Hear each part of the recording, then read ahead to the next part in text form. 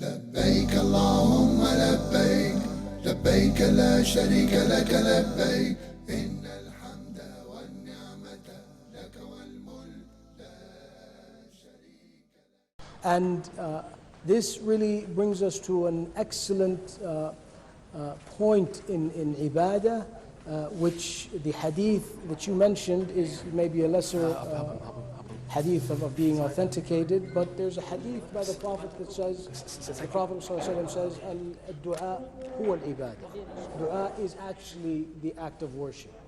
And yes, this is true, akhi, that the negligence of many of us Muslims would limit the act of dua when we need something. And this isn't a problem. This should be the case, that one calls upon Allah when they're in need. The Prophet Muhammad ﷺ even prompts the companions that, as they say, describing themselves, that we ask Allah of everything, even the slippers on our feet. We ask Allah Azza wa Jalla of everything we need. So this is prompted, this is good. But to rise to a greater level, to come closer to Allah Azza wa Jal, one should involve dua in every aspect of their life. And you find this really during the entire day of the Muslim. When we wake up, we perform the dhikr, and sometimes it's involved in dua, asking, or just involving the concept of remembering Allah Azza wa Jal. When we begin our day, when we eat, Bismillah, in the name of Allah Azza wa Jal.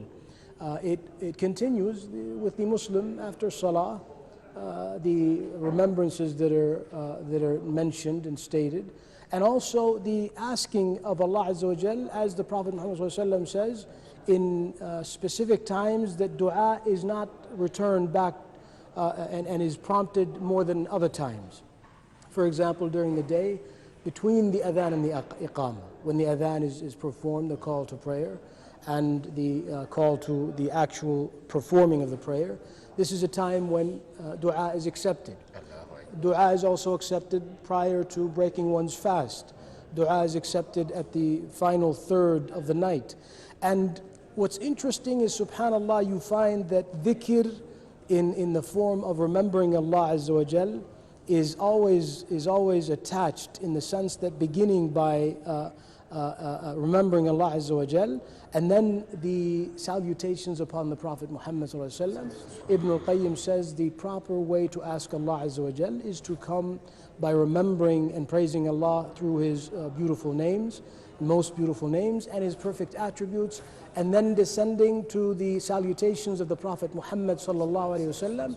Then ask Allah Azza wa Jal what you desire, what you want, whether it's of the goods of this life or the goods of the next life. And to perfect it is to seal it with the remembrance of Allah and the salutations of the Prophet Muhammad ﷺ.